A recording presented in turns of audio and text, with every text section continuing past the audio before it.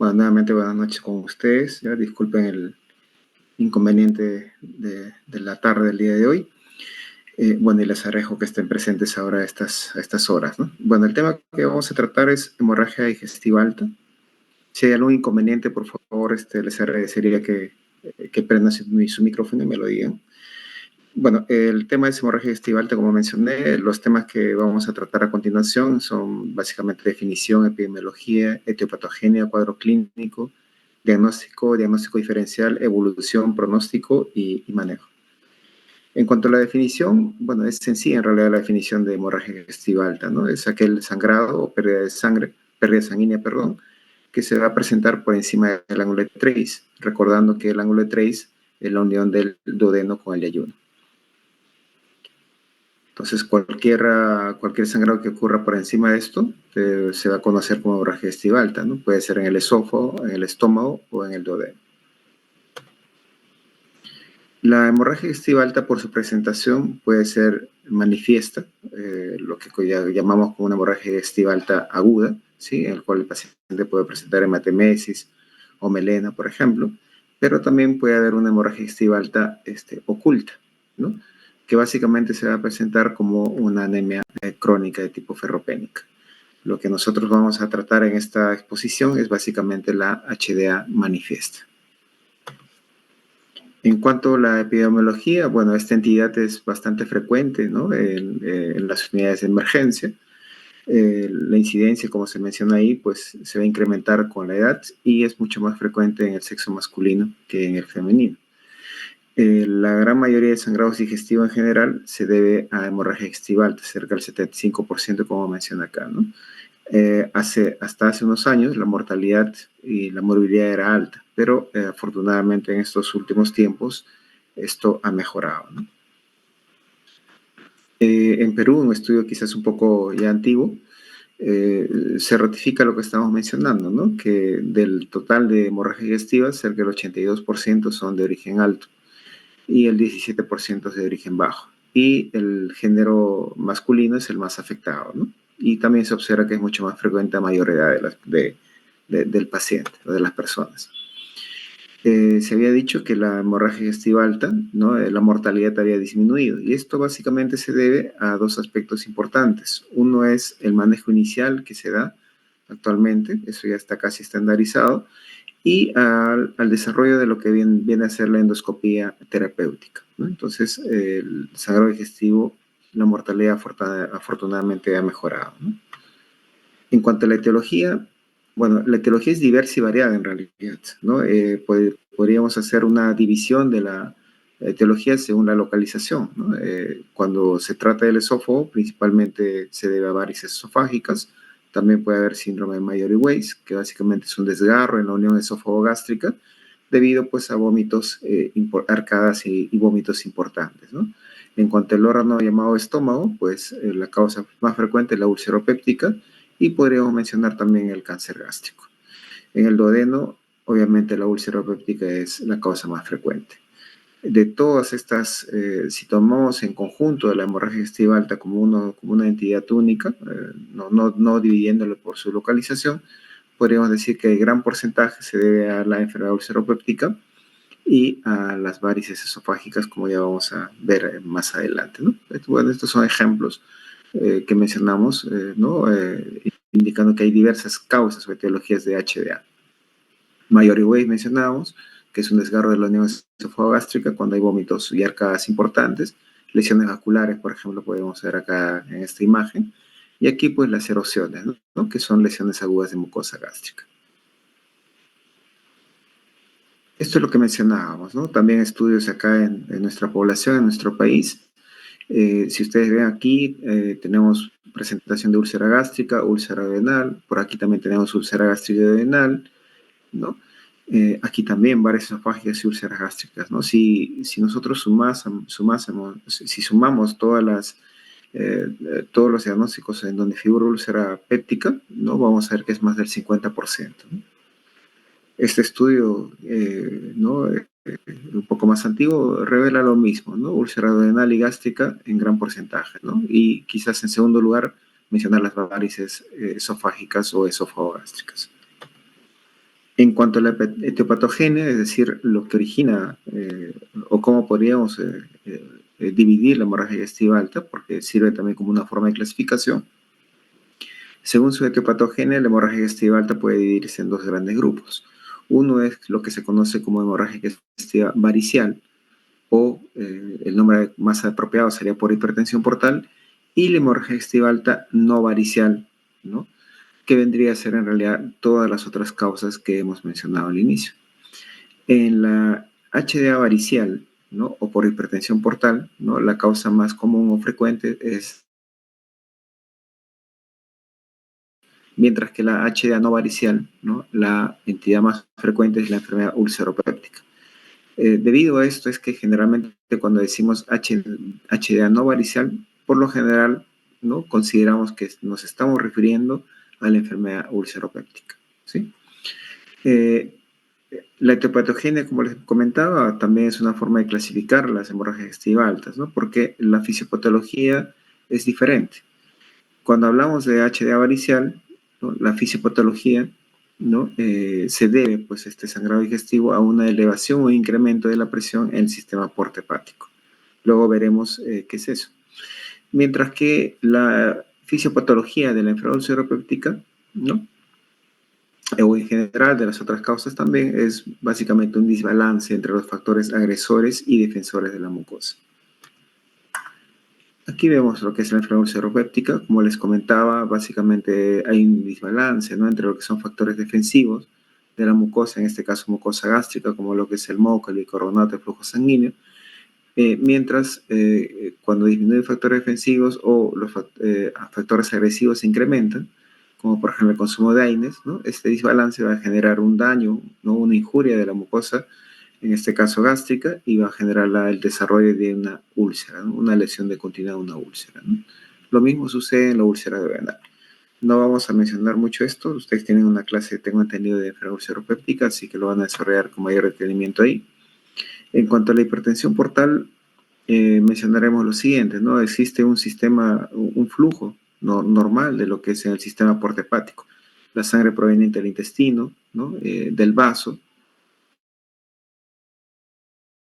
porta, llega al hígado, y a través de los sinusoides, pues atraviesa el hígado y se van a formar nuevamente las venas hepáticas. Es decir, la sangre que proviene de las vísceras del vaso atraviesa el hígado, ¿ya?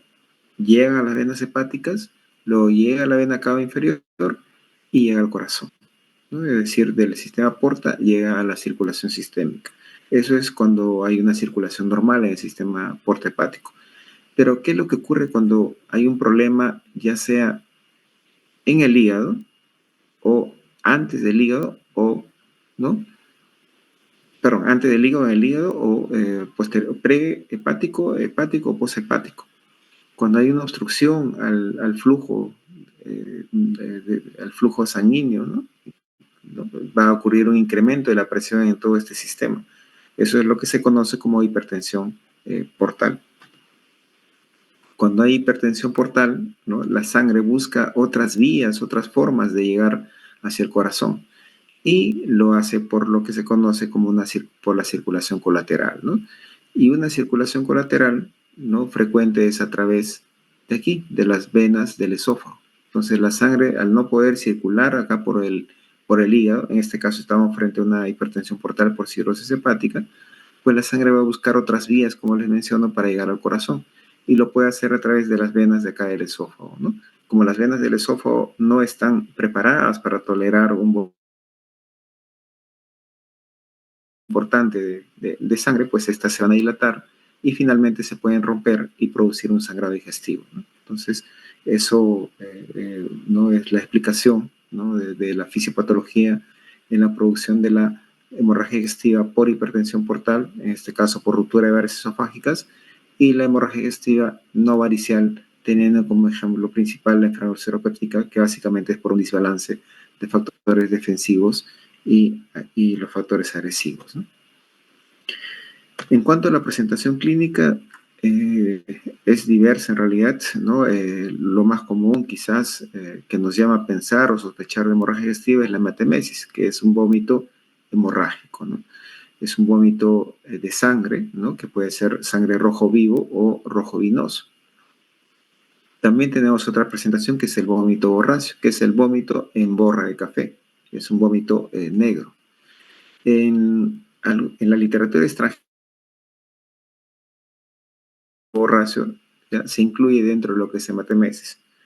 En nuestro país, ¿no? Hacemos la diferencia entre lo que es hematemesis, propiamente el vómito de sangre, y el vómito borráceo, que es un vómito negro en borra de café.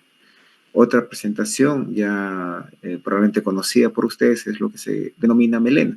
La melena es la deposición negra, ¿no? Que el paciente va a presentar de características particulares o especiales, ¿no? Es una deposición oleosa y brillante, ¿no? Que asemeja a la brea, ¿no? Y tiene un olor muy característico, muy intenso. No necesariamente es un olor desagradable, es un olor peculiar y muy intenso, ¿no?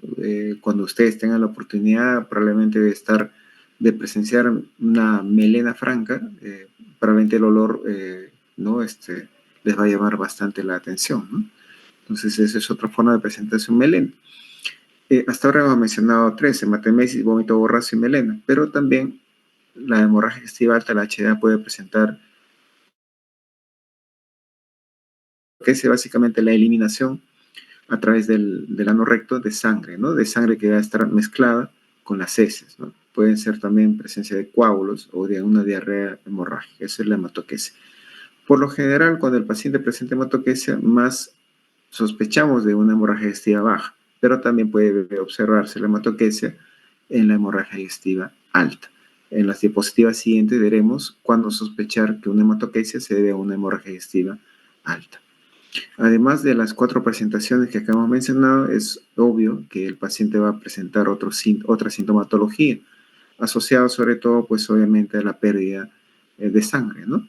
Que puede ser anemia, mareos, síncope, disnea, angina, hasta incluso shock, dependiendo del volumen de sangre que pierde el paciente.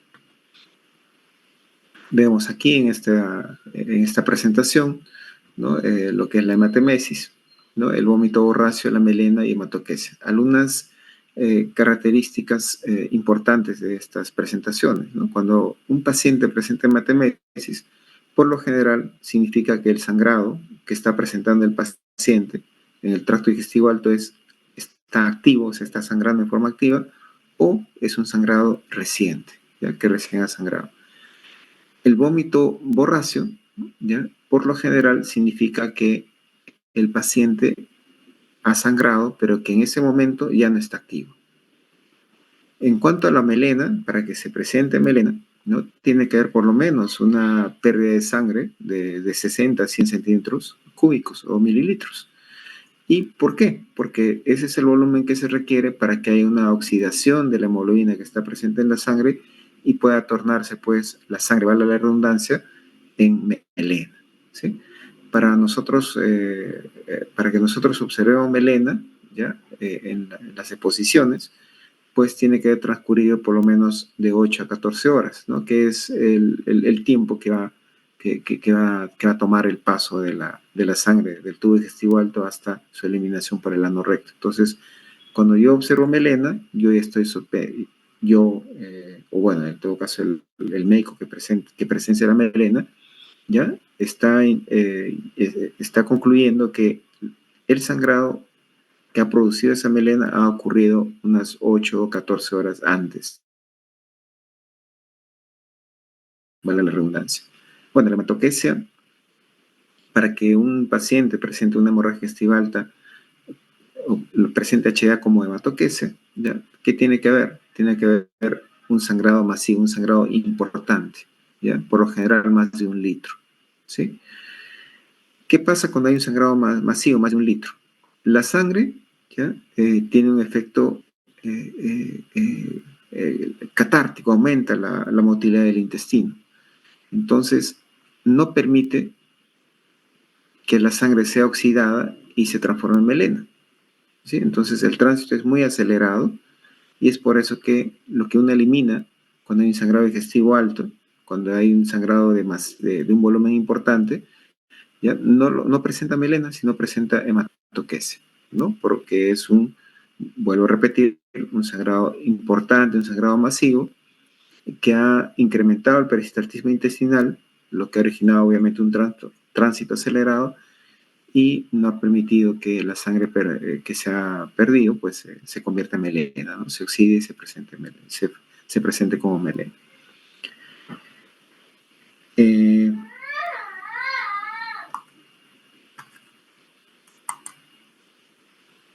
Bueno, a ver, veamos algunos diagnósticos diferenciales, ¿no? Es importante esto del diagnóstico diferencial. ¿Por qué? Porque no toda eliminación de sangre por la boca ya va a significar necesariamente hematemesis. También puede significar que la sangre proviene ¿de dónde? Del aparato respiratorio, de las vías respiratorias. Eso se conoce como hemoptisis. Para que haya hemoptisis, generalmente está acompañado ¿de qué? Está acompañado de tos. ¿Sí? El paciente va a presentar tos. Mientras que hay otra causa que puede provocar pérdida de sangre por la boca, que no procede del tubo digestivo alto. Y esto es un sangrado de la nariz, de las fosas nasales, de una epistaxis llamada epistaxis posterior. Perdón.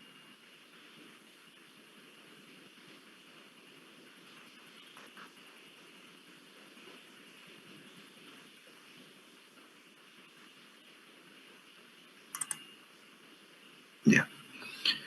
Epístasis posterior. En ese caso, el sangrado que el paciente va a presentar por la boca no va precedido ni de tos, no hay ni náuseas ni arcadas, ¿no? El otro diagnóstico diferencial en relación al vómito borráceo es el vómito borráceo, con P. ¿Qué significa un vómito verde oscuro? Generalmente esto se va a observar cuando hay una obstrucción intestinal alta. También tenemos la pseudomelena, ¿no? La pseudomelena, como su nombre indica, no es una verdadera melena. O sea, no toda deposición negra que el paciente va a presentar es melena. Puede deberse a una pseudomelena. La pseudomelena puede deberse a ingesta de ciertos fármacos, como el bismuto, por ejemplo, ¿no? O fármacos que tienen, o multivitamínicos que tienen suplementos de hierro, o incluso ingesta de ciertos alimentos como la famosa sangrecita, por ejemplo, ¿no? Y el diagnóstico diferencial de la hematoquesia en HDA, pues es la hematoquesia por HDB.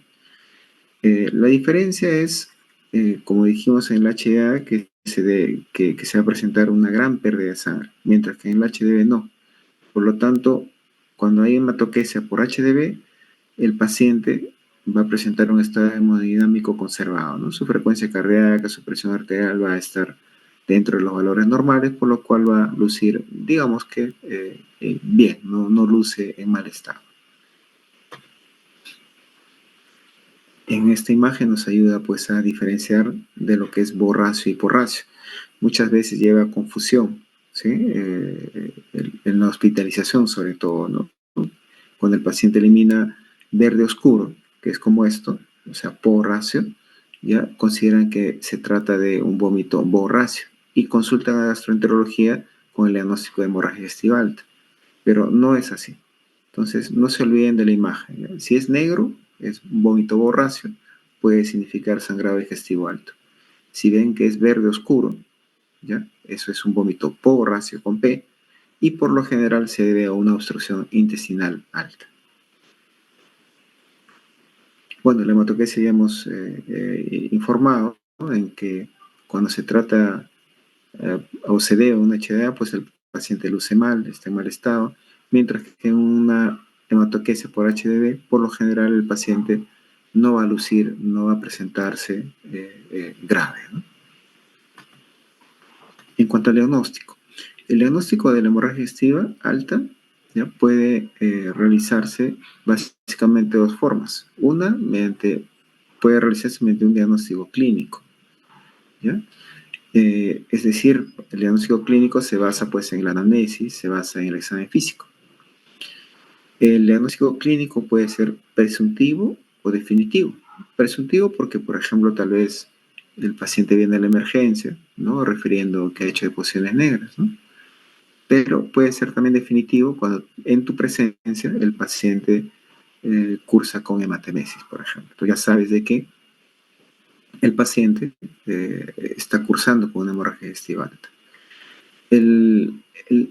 La observación es que cuando tú haces un diagnóstico clínico, ya sea presuntivo o definitivo, solamente estás diagnosticando que se trata de una hemorragia digestiva alta, pero no tienes el diagnóstico etiológico, es decir, no sabes la causa del sangrado digestivo alto, ¿sí? Eso es un diagnóstico clínico. Mientras que el diagnóstico endoscópico sí es definitivo, ¿sí? Siempre un diagnóstico endoscópico va a ser definitivo cuando encuentras obviamente la causa. Y el diagnóstico endoscópico no solo te va a indicar que hay un sangrado digestivo alto, sino también te va a indicar la etiología o la causa del sangrado, ¿no? Obviamente el diagnóstico endoscópico pues va a emplear un equipo que es el endoscopio, ¿no? En cuanto al manejo, el manejo, 3 puntos importantes, lo que es evaluación inicial, medidas iniciales y lo que viene a ser propiamente la terapéutica, ¿ya? En terapéutica se incluye lo que son el uso de fármacos y el uso de la endoscopia digestiva. En la evaluación inicial, ¿ya? Tenemos lo que es la anamnesis. La evaluación inicial en lo que concierne a la anamnesis tiene que ser rápida. ¿Ya? No te puedes tomar mucho tiempo en la anamnesis, en la evaluación inicial.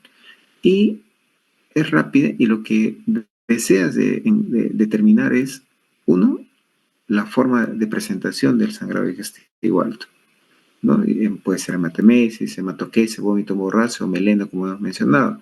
Y es importante la forma de presentación porque, como ya se ha indicado también, cada una de ellas tiene una interpretación diferente. Si se trata de hematoquesia, ya estoy asumiendo que es una gran pérdida de sangre, ¿ya? Si es vómito borracho, ¿no? Asumo que en ese momento el sangrado tal vez no está activo.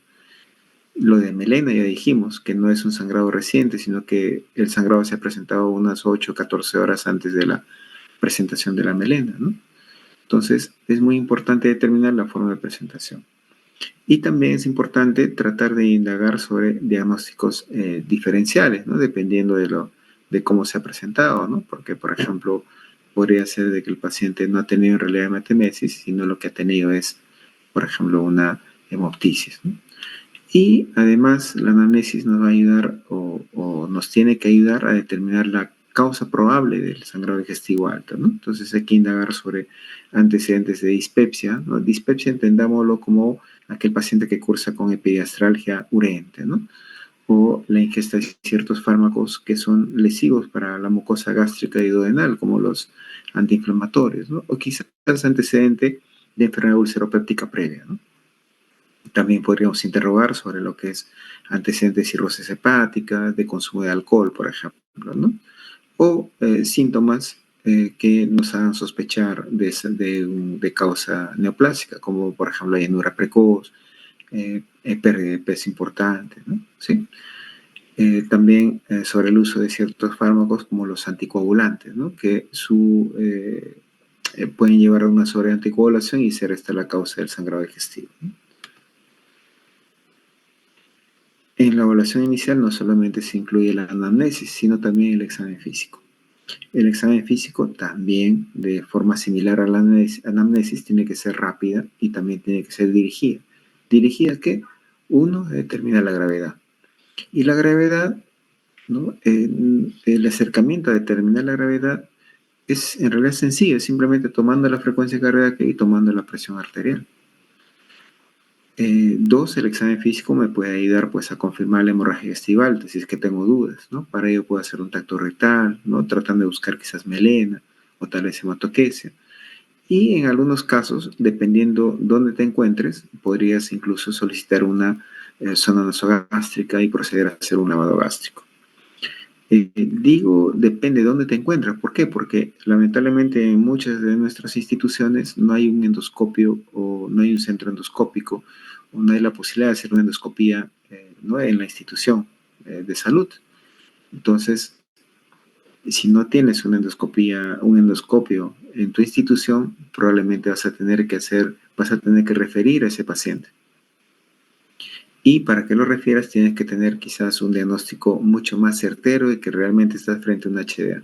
Y ahí te puede ayudar la colocación de una zona nasogástrica y realizar un lavado gástrico, ¿no? Entonces va a depender un poco de las circunstancias donde vas a tratar al paciente con hemorragia digestiva alta, ¿no? El examen físico también nos puede ayudar pues a un diagnóstico etiológico, ¿no? Tratar de buscar en el examen físico signos o estigmas de hepatopatía crónica o quizás signos de masa palpable que nos hagan sospechar de una neoplasia maligna, por ejemplo, ¿sí? Bueno, luego que has hecho una evaluación inicial, ¿ya? Es decir, has hecho tu anamnesis inicial, tu examen físico inicial, ¿no? Vas a tener tú ya un diagnóstico presuntivo, ¿ya? Si estás frente a una verdadera hemorragia digestiva alta o quizás es hemoptisis, por ejemplo, vas a tener una idea de frente a qué tipo de HDA desde el punto de vista etiopatogénico está, si es varicial o no varicial. Incluso puedes sospechar la etiología, ¿no? Si es varicial, estás sospechando de ruptura de varices esofágicas. Si es no varicial, tienes muchas más, tienes varias opciones, pero principalmente una enfermedad ulceropéptica, ¿sí? Y también con la evaluación inicial ya puedes determinar la gravedad del cuadro, ¿no? Y como les decía, esto básicamente es simplemente ver la presión arterial sistólica y la frecuencia cardíaca. Cuando estás frente a una hemorragia digestiva leve, ya la presión arterial sistólica y la frecuencia cardíaca está dentro de la normalidad. Mientras que cuando estás frente a un cuadro de hemorragia digestiva grave, puede haber alteración, ya sea en la presión arterial sistólica o la frecuencia cardíaca, ¿sí? Entonces, la evaluación inicial te va a permitir, ¿no?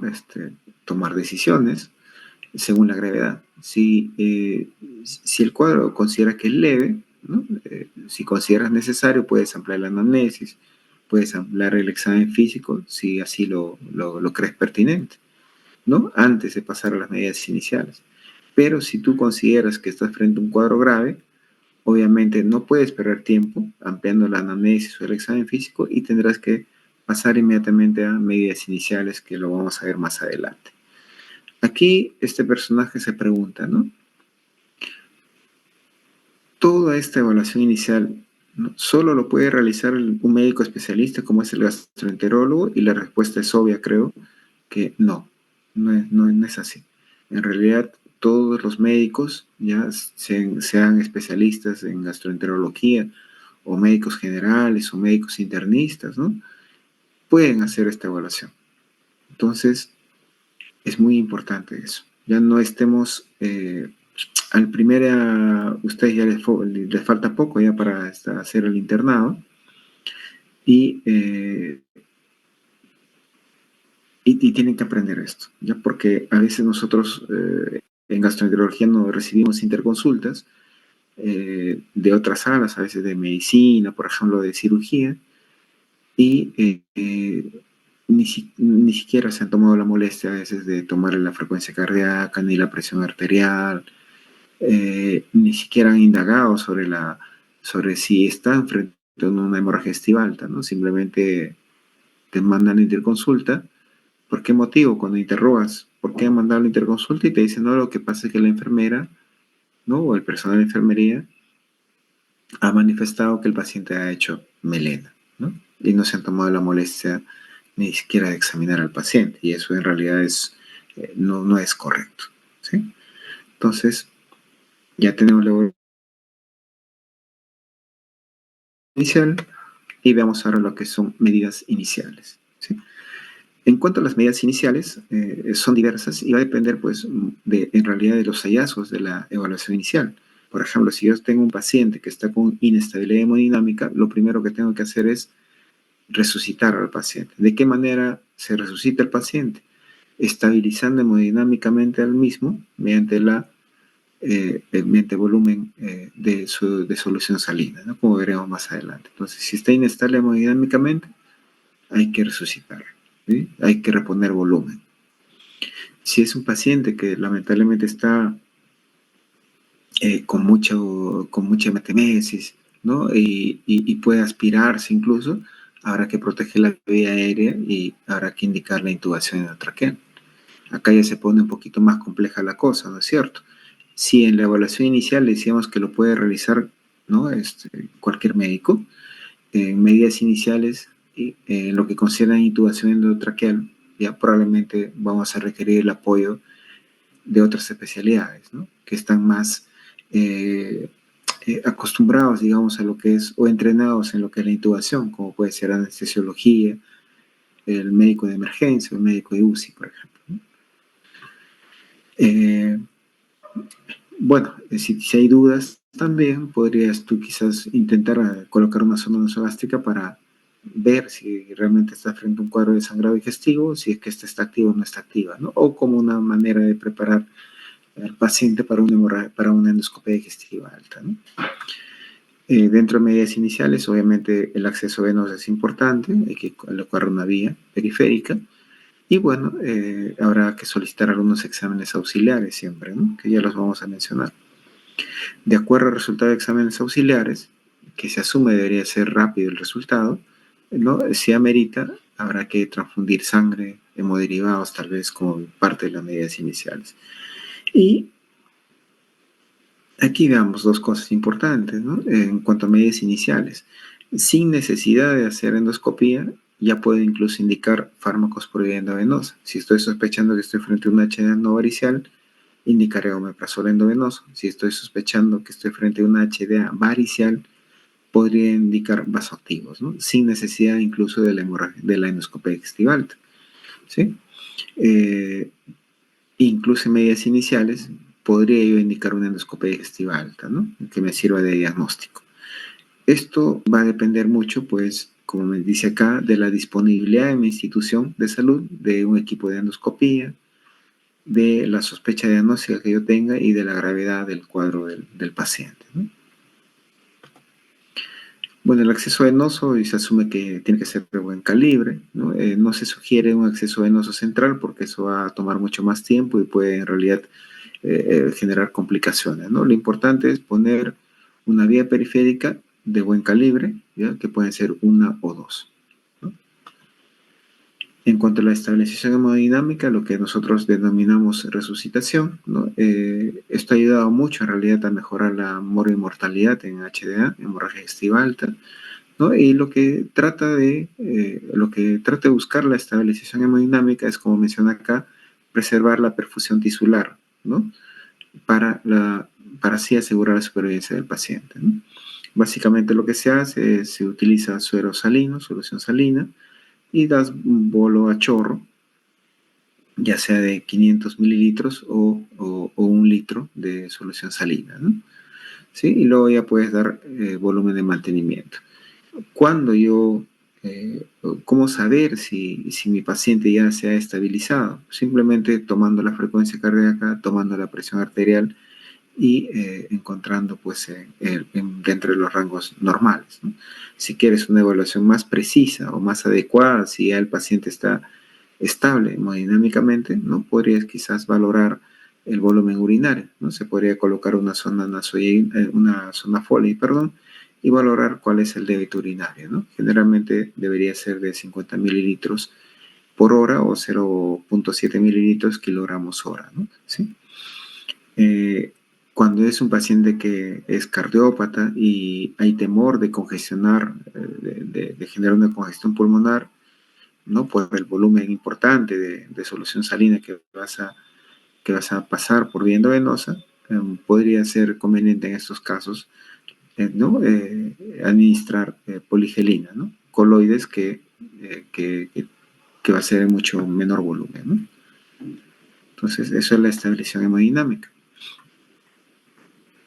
Acá nos preguntamos, ¿no? Dice acá, si el paciente no responde a la reposición de volumen, ¿qué hacer en cuanto a la evaluación endoscópica del paciente? En lo que concierne a gastroenterología y a la realización de endoscopía, en la actualidad en realidad no hay ninguna contraindicación absoluta para la realización de una endoscopía, ¿ya? No hay ninguna contraindicación absoluta. Relativas hay varias, pero absolutas ninguna. Dentro de las absolutas podemos mencionar, uno, que el paciente no autorice la realización del procedimiento. Y dos, que el paciente no colabore con el procedimiento. Serían las únicas quizás contraindicaciones absolutas para endoscopia. De ahí, en todas las otras condiciones sí se puede hacer una endoscopia digestiva alta. Claro que se recomienda que para hacer un procedimiento endoscópico, ¿sí?, el paciente esté hemodinámicamente estable, ¿sí? Hemodinámicamente estable. Entonces, ahí viene pues muchas veces este diálogo, ¿no?, entre los médicos. Si el paciente sigue inestable, ¿ya?, hemodinámicamente sigue perdiendo sangre, por lo general el médico que no es gastroenterólogo va a decir o va a solicitar al gastroenterólogo que le haga una endoscopia urgente. ¿Por qué? Porque dice quiero detener el sangrado para que así se estabilice el paciente, ¿no? Y suena lógico. Mientras que el gastroenterólogo, ¿no?, el endoscopista, va a indicar lo opuesto. Va a responder, primero estabiliza al paciente para yo poderle hacer la endoscopía, ¿no? O, si no es posible estabilizarlo, que intervenga el cirujano. Generalmente ocurre digamos, ese diálogo, ¿no? O eh, eh, esa confrontación de ideas, ¿no? ¿Qué hacer? Simplemente hay que evaluar riesgo-beneficio, hay que valorar riesgo-beneficio, ¿sí? Si estás, por ejemplo, frente a un paciente, hablo como gastroenterólogo, ¿no? Como gastroenterólogo que hace endoscopías. Si estoy frente a un paciente quizás joven, ¿no?, de 30 años, tal vez, joven, ¿no?, y que realmente no se puede estabilizar hemodinámicamente, probablemente sí, probablemente vas a acceder a realizar una endoscopía a pesar que no esté estable el paciente. Si estás frente a un paciente quizás de una edad muy avanzada, 80, 90 años, o que tiene antecedente de cáncer digestivo, ¿no?, o alguna neoplasia avanzada, probablemente evaluando el riesgo-beneficio vas a considerar que en ese paciente no es conveniente hacer una endoscopía con un estado hemodinámico inestable, ¿no? ¿Sí? ¿Y por qué? ¿Por qué hay que evaluar riesgo-beneficio? Porque si bien es cierto, la endoscopía o todo procedimiento endoscópico se realiza en todas las edades y los riesgos o complicaciones en porcentajes es bajo, pero si ustedes ven, son varias las complicaciones que pueden darse en una endoscopía, en un estudio endoscópico. Entonces hay que valorar muy bien el riesgo-beneficio, ¿sí? Esto es lo que actualmente a veces empleamos, lo que es la clasificación de LASA, ¿no?, de la Asociación Americana de Anestesiología, ¿no?, que pues clasifica según su estado físico al paciente, ¿no?, en categorías, ¿no? 1, 2, 3, 4, 5, 6 como ven acá. En el 5 o 6 generalmente son pacientes en estado muy grave, moribundos, ¿no? Y entonces en ellos pues obviamente es innecesario hacer una endoscopía, ¿no? Y si lo haces, probablemente el paciente puede fallecer durante el procedimiento. Entonces, el rol del endoscopista es valorar bien el riesgo-beneficio y tomar una decisión, ¿no? Acá en medidas iniciales estamos viendo que algunas medidas, para la redundancia, que se toman, pues no lo hace necesariamente el médico general, ¿no? O no lo va a poder hacer el médico general, sino más quizás el especialista, como en este caso el gastroenterólogo, ¿no? En cuanto a transfusión de sangre y hemoderivados, en cuanto al paquete globular, actualmente se habla de una estrategia restrictiva, ¿no? Hasta hace muchos años se transfundía sangre y no había consenso, ¿no? Por ejemplo, algunos decían, pásale paquete globular hasta que la hemoglobina llegue a 12, otros decían, no, que llegue hasta 11, que llegue hasta 13, ¿no? Y lo que se sabe es de que eso no es conveniente, ¿ya? Si transfundes más paquetes globulares de lo necesario, al contrario, ¿no? La mortalidad del paciente puede incrementarse. Entonces, lo que se sugiere es lo que se conoce acá como una estrategia restrictiva, es decir, transfundir paquetes globulares, ¿ya?, siempre y cuando la hemoglobina que presenta el paciente sea menor o igual a 7. ¿Y hasta cuánto? ¿Hasta cuánto transfundir? Transfundir hasta que la hemoglobina tenga un valor de 7 u 8, o en a veces cardiópatas hasta 9. Ese es el objetivo, ¿sí? Algo importante también, que afortunadamente está cambiando en los últimos tiempos, es en qué momento, luego de una transfusión de paquete globular, la hemoglobina hematocrito se equilibra, ¿no? ¿Sí? Eh, Antes se esperaba 24 horas, o sea, tú le transfundías hoy día y decías, no, le voy a tomar después de 24 horas una hemoglobina hematocrito para ver cuánto ha subido la hemoglobina hematocrito, vale la redundancia. Ahora se sabe que no es necesario esperar todo un día para que el valor de hemoglobina hematocrito se equilibre, ¿no? Incluso en algunos estudios indican que luego de finalizado la transfusión, a los 15 minutos, el valor de la hemoglobina hematocrito es el que va, es similar al que se va a encontrar si le tomaras, digamos, en 24 horas. Entonces no es necesario esperar mucho tiempo para valorar si ha sido efectivo o no la transfusión de paquete globular. En cuanto al plasma, transfusión de plasma fresco congelado, va a depender pues del valor del INR o TP, ¿no? Cuando este esté incrementado por encima de 2.5, generalmente hay que transfundir plasma fresco congelado, ¿no? Esto sobre todo ocurre en aquellos pacientes que reciben medicamentos y están anticoagulados, ¿no? En cuanto a las plaquetas, del mismo modo se prefiere pues transfundir cuando el paciente está con sangrado activo y los valores están por debajo de 30.000. ¿Sí? Para una endoscopía se sugiere que tenga por lo menos 50.000 plaquetas, ¿no? Para la realización de forma, digamos, segura, ¿no? Bueno, la intubación endotraqueal, ya mencionamos, es para asegurar la vía aérea y prevenir la aspiración, ¿no? Se va a indicar cuando estamos frente a un paciente inestable o con trastorno de sensorio que continuamente está presentando hematemesis, ¿no? Bueno, lo de la colocación de sonda nasogástrica y lavado gástrico, como les mencionaba, depende mucho de las condiciones de donde estás laborando, ¿no? ¿No? Por lo general, cuando estás frente a un establecimiento de salud que tiene un centro endoscópico o hay la posibilidad de hacer endoscopia de la brevedad, se prescinde de esto, ¿no? No se hace lavado gástrico, no se coloca sonda nasogástrica por lo general, ¿no?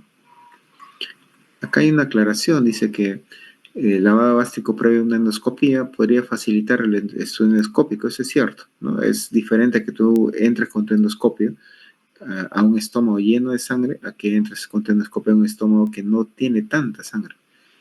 Pero el detalle está en de que la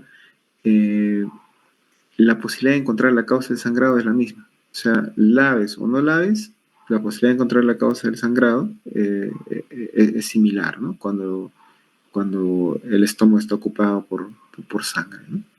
El rendimiento diagnóstico es similar. Entonces, en realidad, lavar o no lavar no tiene mayor importancia. Exámenes auxiliares, ¿qué solicitar? Acá se subraya porque es muy importante saber cuánta hemoglobina o cuál es el valor de hemoglobina que presenta el paciente. Entonces hay que pedir siempre hemoglobina hematocrito. Idealmente se pide el hemograma completo, porque en el hemograma completo no solamente viene hemoglobina hematocrito, sino también plaquetas. Y esto, grupo sanguíneo y factor, que aunque pueda parecer una broma, a veces se olvidan en la emergencia. Se entiende que es por el estrés al cual uno está sometido y puedes olvidar o obviar algunas cosas, ¿no? Pero ha pasado de que le han pedido al paciente hemoglobina hematocrito, este sale bajo, por debajo de 7, por poner un ejemplo, indican transfusión y se percatan de que lamentablemente el paciente no tiene resultado de grupo sanguíneo y factor, ¿no? Y estás perdiendo tiempo. Entonces, si estás frente a un sangrado digestivo alto, siempre hemoglobina hematocrito, grupo sanguíneo y factor. ¿Sí? Siempre. ¿Puedes pedir otros exámenes también? Sí. Puedes solicitar perfil de coagulación si es que hay sospecha que el paciente pueda tener alguna coagulopatía.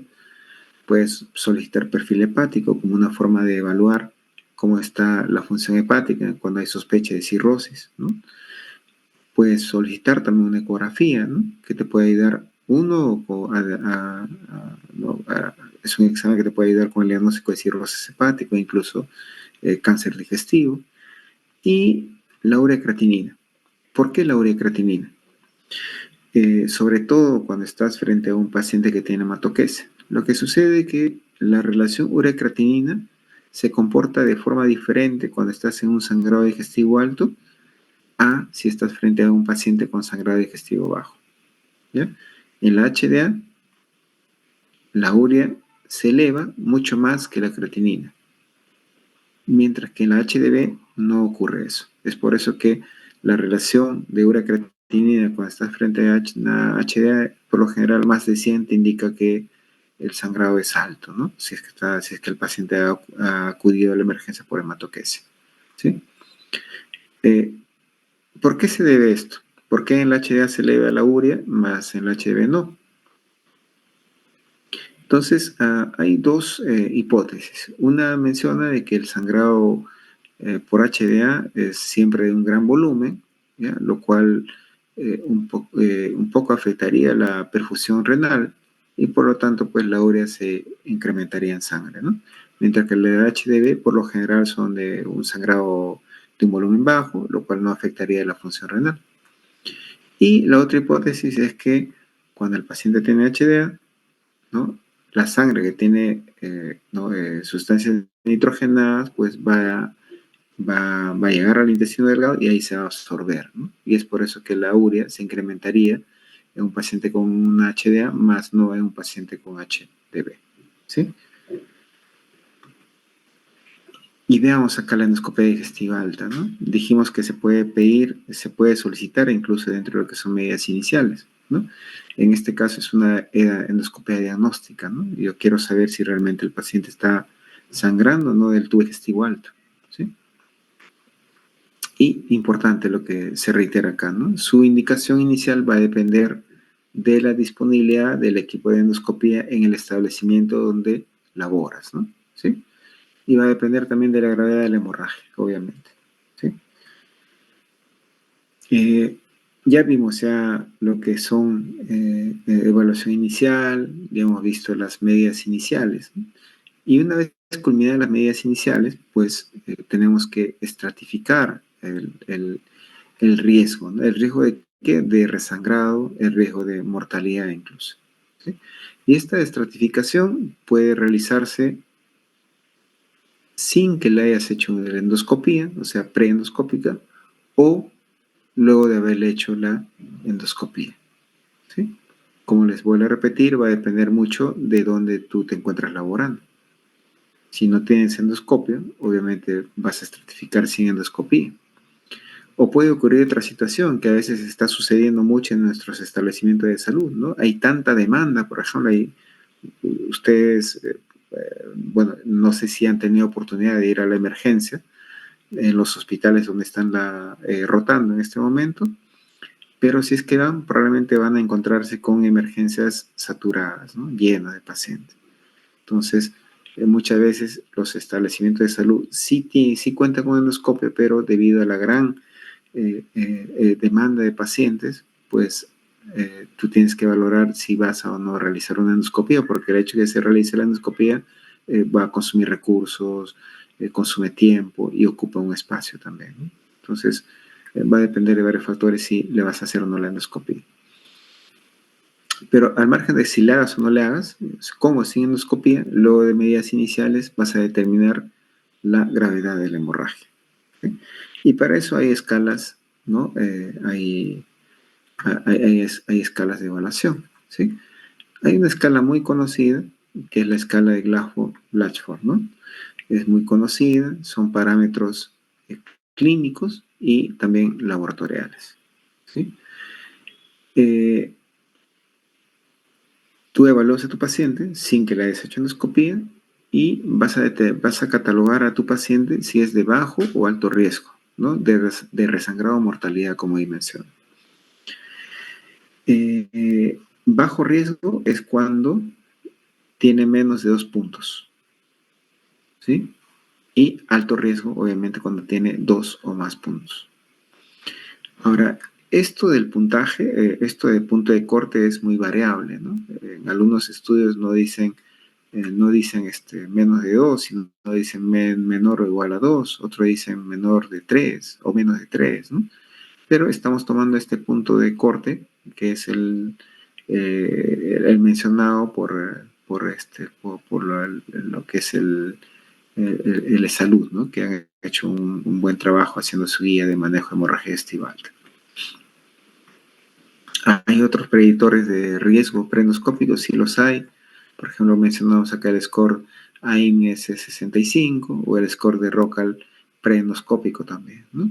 Del mismo modo, acá también los puntos de corte son variables, ¿no? Según los estudios. En el score AIMS-65 dicen que un puntaje de 3 a más te dice que es grave. En ROCAL te dice que a partir de 1 hacia adelante puede ser grave, ¿no? Pero como le digo, los puntos de corte son variables dependiendo de los estudios, ¿no? Generalmente, Blackford, si es que no tienes endoscopio y quieres determinar la gravedad, el riesgo de resangrado o mortalidad del paciente, ¿no? Eh, si tú has estratificado pues, a tu paciente ya, sin estudio endoscópico, ¿no? ¿Para qué lo estratificas? Seguimos con la toma de decisiones, ¿no? El ser médico implica tomar decisiones. Siempre he tomado decisiones, siempre. ¿Ya? No podemos rehuir a la toma de decisiones. ¿Ya? Entonces, cuando tú estratificas el riesgo de resangrado o mortalidad de tu paciente, sin endoscopía, tomarás decisión. ¿Qué decisión? Si es bajo riesgo, tiene dos opciones. Podría ser manejo ambulatorio. O sea, tú dices, no, este paciente es cierto, ha tenido un evento de HDA,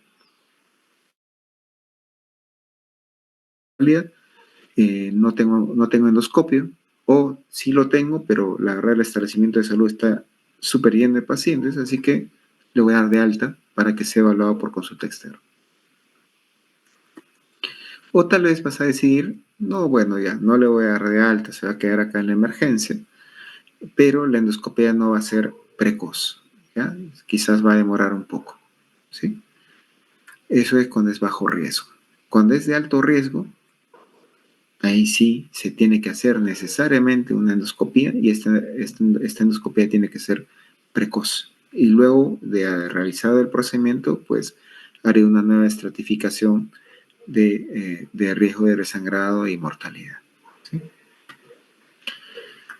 Veamos un poquito de lo que es terapéutica, ¿no? El uso de fármacos y el uso de la endoscopía, ¿no? Y bueno, y también mencionar que hay otros tratamientos alternativos que pueden darse en un sangrado digestivo alto, ¿no? Pero que no es lo usual.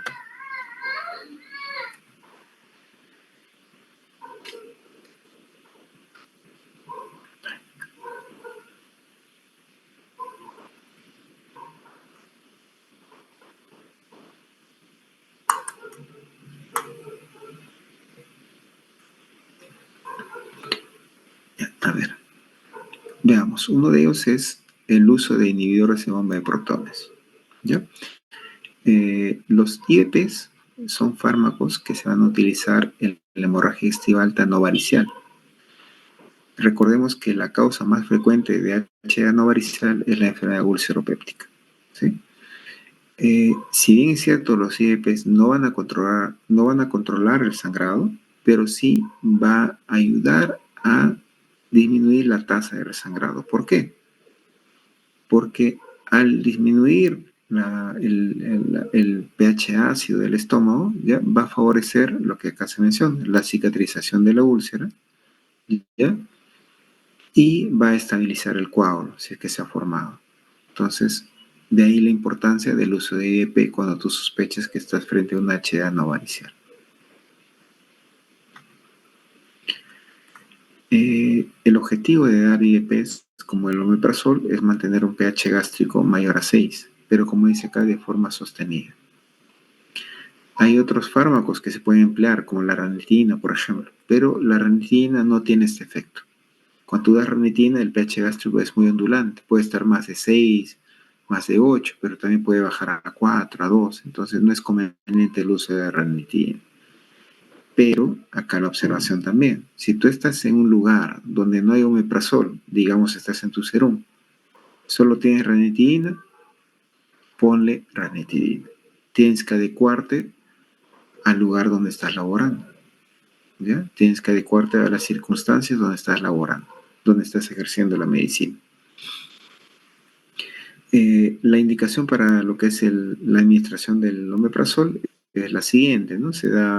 Las ampollas vienen de 40 miligramos, vas a dar un bolo de 2 ampollas, ¿no? En bolo, o sea, STAT, y luego puedes continuar dando en infusión, ¿sí?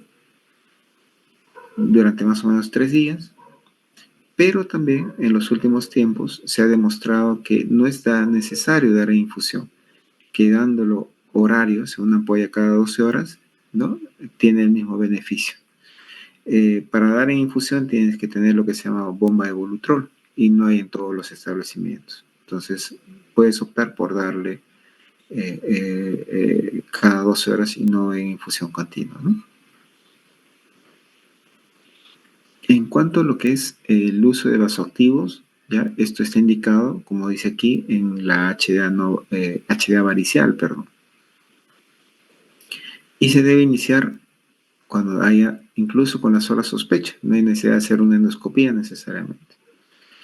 Y a diferencia del IDP en la HDA varicial, perdón, en la HDA no varicial, ¿no? Por úlcera péptica, en este caso los vasoactivos sí van a controlar la hemorragia, ¿sí? O sea, si hay un sangrado por rotura de varices esofágicas, el indicar vasoactivos va a controlar, va a provocar que cese el sangrado, ¿sí? Y va a disminuir obviamente la posibilidad de resangrado precoz, ¿sí? Entonces, esa es la diferencia entre lo que son vasoactivos como octreotidetelipresina y lo que es el IVP, tanto en lo que es HDA no varicial y varicial. La forma de darlo, ¿no? Puedes dar octreotide de 50 microgramos en bolo y luego podrías dar en infusión continua 50 microgramos por hora, ¿no? Por 5 días más o menos. Si tienes terlipresina, ¿no? Inicialmente puedes indicar 2 miligramos cada 4 horas y vas a determinar pues si sigue sangrando de forma activa o no el paciente, ¿no? Y de acuerdo a ello pues disminuir la dosis a quizás una sola ampolla o un solo miligramo, ¿no? Cada 4 o 6 horas dependiendo de si el sangrado se ha controlado, ¿no? Lo que hacen estos medicamentos, los vasoactivos, es disminuir la presión en el sistema porta, ¿sí? No actúan directamente en el sistema porta, pero sí, por ejemplo, pueden producir lo que es vasoconstricción de los vasos espláncnicos, lo cual va a disminuir el flujo de sangre hacia el sistema porta, lo cual a su vez va a disminuir la presión en el sistema porta. Recuerden ustedes que las varices en el esófago ya se forman por un incremento en la presión del sistema porta. Las varices en el esófago se rompen y producen sangrado varicial por el incremento de la presión en el sistema porta. Entonces, lo que hacen estos medicamentos es disminuir la presión en el sistema porta. ¿Sí?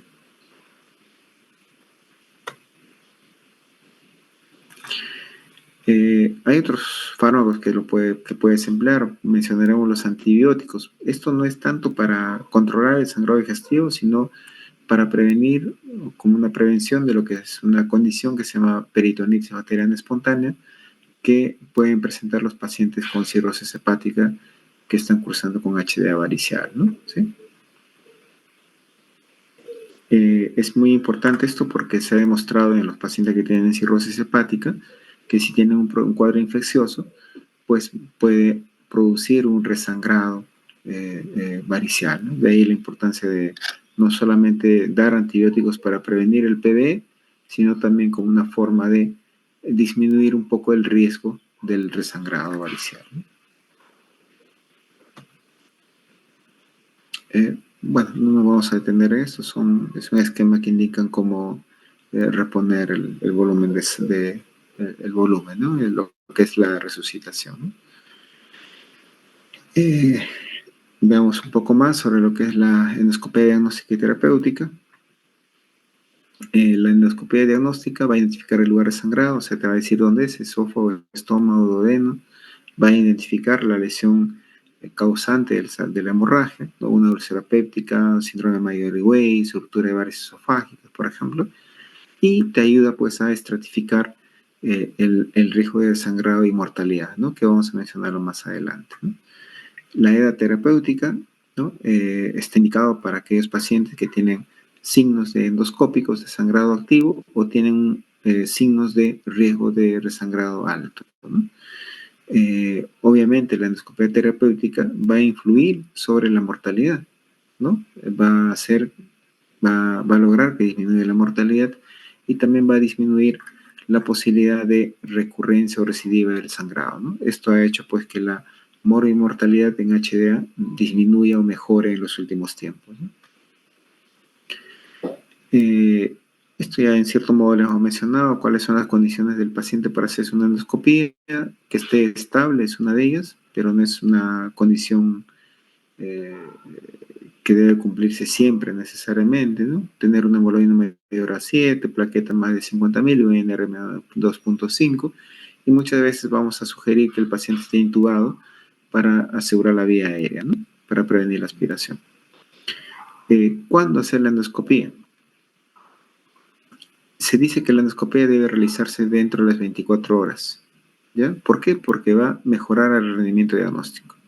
Si yo tengo un paciente que, digamos, el día de hoy ha sangrado y digamos que la causa del sangrado sea una úlcera, por poner un ejemplo, si yo le hago la endoscopia de acá 5 días, realmente cuando ingrese esa úlcera ya va a estar cicatrizada y no voy a saber por qué ha sangrado el paciente.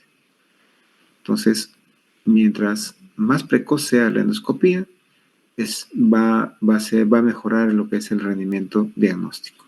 ¿Ya? Entonces, idealmente se debe hacer dentro de las 24 horas, una endoscopia precoz. ¿Ya? Pero muy precoz tampoco no es bueno. ¿Ya? Muy precoz se considera menos de las 6 horas. ¿Ya? ¿Por qué? Pues generalmente los sangrados digestivos se autolimitan solo. Los sangrados por úlcera péptica, por hemorragia varicial, se autolimitan solo. Hasta incluso la varicial. ¿Por qué la varicial se limita solo? Porque cuando el paciente con cirrosis hepática, por ejemplo, tiene HDA varicial por ruptura de varices esofágicas, mientras va perdiendo sangre, el volumen sanguíneo va disminuyendo y por ende la presión indirectamente en el sistema porta a bajar y va a cesar el sangrado. Entonces no se recomienda hacer una endoscopia muy precoz, o sea, antes de las 6 horas, ¿ya? Porque puede generar más daño que beneficio, ¿sí?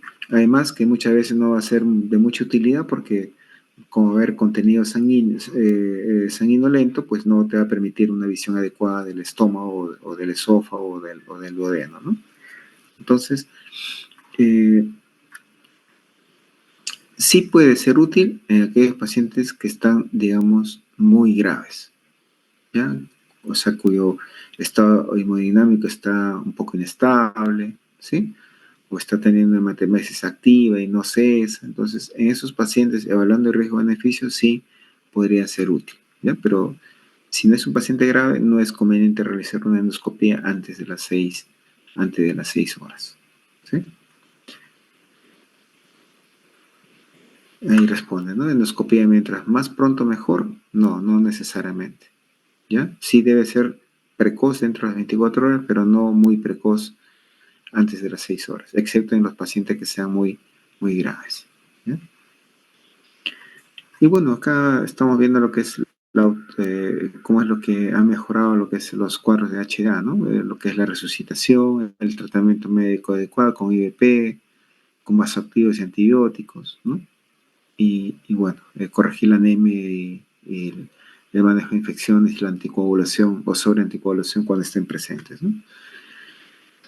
La endoscopia terapéutica en HDA por hipertensión portal significa hacer lo que se llama colocación de ligas o bandas elásticas, lo que se conoce como endoligadura, o también puede aplicarse sustancias esclerosantes en las varices esofágicas, que se conoce como escleroterapia, ¿no? O EVE. Las varices gástricas tienen otro manejo, se llama obturación de varices gástricas, ¿sí? Esta es la ligadura, ¿no? Ligadura, escleroterapia, vas a inyectar un líquido que va a esclerosar el cordón varicoso, ¿no? La obturación de varices gástricas es diferente, se utiliza un pegamento que se llama sionacril. Se llama obturación, ya porque generalmente no se llama erradicación, porque cuando tú inyectas el cianoacrilato esto se endurece, no es que va a desaparecer, sino se endurece. Bueno, hay otros métodos de endoscopia terapéutica en HDA no varicial, como la inyectoterapia, métodos mecánicos, con Eclipse, por ejemplo, ¿no? Métodos térmicos, como el argón plasma, por ejemplo, ¿no? O probete caliente también, ¿no? ¿Ya? Por ejemplo, acá está la inyectoterapia, que básicamente consiste de introducir, de inyectar líquidos a través de un catéter, ¿no? Que tiene como una punta, como si fuera una aguja. Este es un método térmico, no es el largón plasma, ¿no? Es lo que se conoce con el argot, ¿no? Médico como quemar, ¿no? Entre comillas, ¿no? Estás quemando una lesión. Y bueno, y acá está poniendo un clip, ¿no? Un método mecánico, ¿no? Han puesto un clip endoscópico. Bueno, dijimos que la endoscopía terapéutica nos permite también, perdón, la endoscopía diagnóstica nos permite estratificar a los pacientes. Y hay varias formas de estratificar un paciente o el riesgo de resangrado o mortalidad. Cuando estoy frente a una urgencia terapéutica, puedo emplear lo que es la clasificación de Forres. ¿Ya? Forres, ahí tenemos 1A, 1B, 2A, 2B, 2C y 3, ¿no? Y cada uno tiene un riesgo de sangrado mayor. Esta clasificación te permite determinar en quiénes sí debes realizar un tratamiento endoscópico terapéutico. ¿Ya? Entonces, en quiénes se realiza un tratamiento endoscópico terapéutico, en Forres 1A, 1B, que es cuando hay un sangrado activo. ¿Sí? Y en el 2A también, que es cuando ves un vaso visible, porque si ustedes ven, tiene un riesgo de resangrado importante.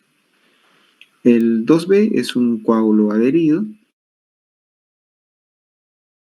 discutible, ¿no? Si hacer o no tratamiento endoscópico. Generalmente lo que se hace es remover el coágulo y luego de remover el coágulo ver si se transforma en un 2A, en el cual, en cuyo caso darías tratamiento endoscópico o harías tratamiento endoscópico, o se transforma en un 2C, en el cual en realidad no harías ningún tratamiento endoscópico, ¿no? Bueno, y en este caso ya hemos completado ya el estudio en este paciente con endoscopía, ¿sí? Y tenemos la escala el score de Rocal, perdón, ¿sí? ¿No? Y el puntaje, ¿no? Cuando tiene un riesgo bajo es cuando tiene menos o igual a 2 puntos, ¿no? Cuando es un riesgo bajo, ¿no? El paciente en realidad puede ser dado de alta, ¿sí? Cuando no tiene un riesgo bajo, el paciente debería ser hospitalizado, ¿sí? Entonces te ayuda a eso el estudio de la endoscopía, ¿no? ¿Sí? Además de ROCAL hay otros hallazgos que nos pueden decir si estás frente a un paciente, digamos, con riesgo alto. Ya mencionamos la clasificación de Forres, ¿no? Si es Forres 1A, 1B o 2A, no le vas a dar de alta a ese paciente porque tiene un riesgo importante de resangrado, ¿no? Más de 50%, ¿sí? En el caso de Forres 1A. Y también hay lesiones que sí, por sí solas revisten gravedad. Por ejemplo, la lesión de Dilafoy. La lesión de Dilafoy es una lesión, es una arteriola, ¿no? Aberrante que tiene gran riesgo de resangrado, ¿no? Entonces, antiguamente, hasta hace unos años atrás, pues todos los pacientes que tienen Dilafoy terminaban siendo operados, ¿no? Pero ahora no, ahora se controla con endoscopía, ¿no?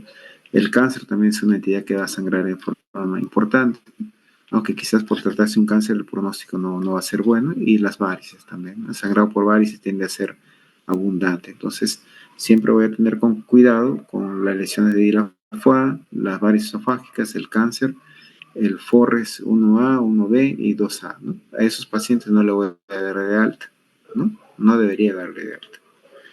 Y bueno, como resumen, es la última diapositiva. No se olviden, no es tan complicado, no es. Lo importante, evaluación inicial, lo pueden hacer todo médico general que está en capacidad de hacer una evaluación inicial.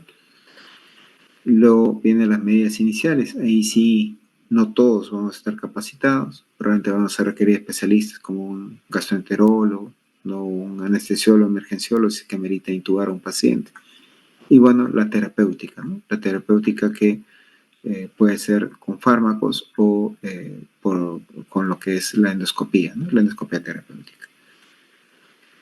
Bueno, nuevamente les agradezco la atención y bueno, si tienen alguna duda, ya perdonen que haya corrido un poquito, pero ya comprenderán que por la hora avanzada, ¿no? Deben estar ustedes también un poco cansados, así que hemos tratado de avanzar un poco, ¿no? Si tuviesen alguna duda, les agradecería que puedan hacérmela llegar.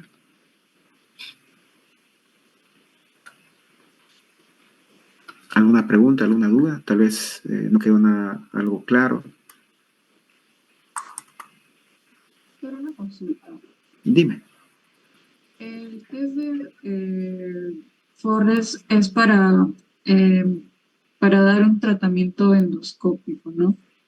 En este, pero sin embargo, por ejemplo, si es hasta, bueno, opcional en 12, pero si es ya 12 o 3, solo es observación, se le puede dar omeprazol. A ver, me preguntas sobre la clasificación de Forrest, ¿cierto? Sí, Ya, dices tú que según la clasificación de Forrest, no te entendí bien la pregunta, si es un Forrest 1, si es un 1A, 1B y 2A requiere manejo endoscópico, ¿cierto? sí, doctor. Y bueno, opcional es 2B, ¿no? Depende del coágulo B, adherido. así es. Ya, eso es cierto, ¿no? Lo que tú mencionas. Ya, ahora, ¿qué hacer con el Forrest 2C, por ejemplo, o el Forrest 3? ¿No? El riesgo de resangrado es bajo en realidad. Y si estás frente a ese paciente, puedes darle de alta en realidad. No requiere que continúe hospitalizado, sobre todo el Forrest 3. El Forrest 3 indica que hubo un sangrado ya pasado, no es un sangrado reciente ni es un sangrado activo. Uh-huh. Está bien, doctor. Ya, bueno, no sé si eso responde a tu pregunta o puedes hacer una Sí, nueva doctor. si Muchas deseas. gracias. Ya. ¿Alguna pregunta más?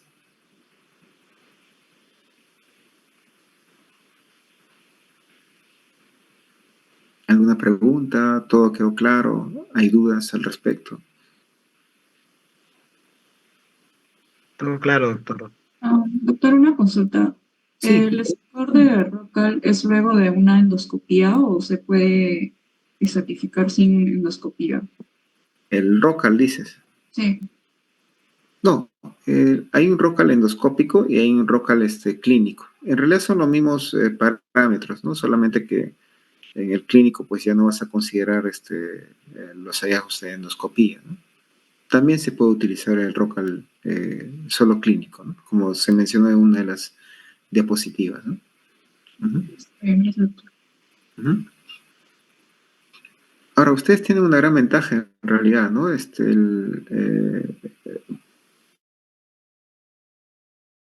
Bueno, antes era necesario memorizar todo esto de ROCAL y todo, pero ahora, como ustedes ven, pues hay calculadoras, ¿no? En los dispositivos, ¿no? En el celular, en el tablet, ¿no? En el internet, en realidad. Entonces, para ustedes que se hace mucho más fácil utilizar eso y les arroja pues un resultado de riesgo, ¿no? ¿Sí? No hay necesidad de memorizar tanto como era antes. Pero sí no debe perderse, ¿no? Lo que es la capacidad de análisis, ¿no? Eso es importante. Uh-huh. ¿Alguna pregunta? ¿Alguna consulta más?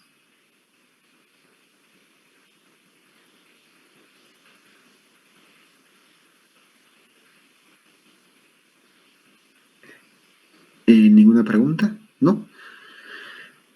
Bueno, eh, bueno, espero que hayan quedado algunas cosas claras, ¿no? Que haya sido útil esta presentación, ¿no? Y bueno, solamente reiterarles, ¿no? Que la evaluación inicial es muy importante para nosotros, que la evaluación inicial lo podemos hacer todos los médicos, no requiere ser especialista, ¿ya? Y es simple en realidad, ¿no? Anamnesis, examen físico, ¿no? Tomar la presión, la frecuencia cardíaca, ¿no? Para gravedad del sangrado, ¿no? No es tan complicado. Y siempre examinar al paciente, ¿no? No nos quedemos con el ejemplo que les dije, ¿no? Que te mandan a interconsulta y preguntas por qué y la respuesta es lo que pasa es que la enfermera dice que ha tenido melena. No, lo que pasa es que la enfermera ha dicho o ha visto que ha tenido hematemesis. No, los médicos son ustedes, son los futuros médicos y son ustedes los que tienen que evaluar al paciente. No digo que ignores lo que el personal de enfermería te está comunicando, no. No, generalmente la enfermera lo que es el profesional que está mucho más cerca, en contacto con el paciente, sino que no te quedes solamente con la información que te da el personal de enfermería, sino que acércate al paciente y haz la evaluación inicial, ¿no? Haz tu anamnesis, haz tu examen físico inicial, ¿sí? Bueno, hago la última vez la pregunta, ¿no? ¿Todo claro? ¿Alguna duda? ¿Algún comentario?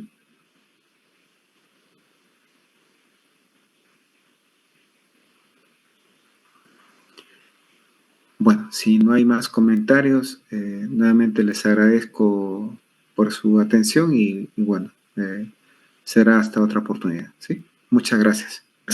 Gracias, doctor. Hasta luego.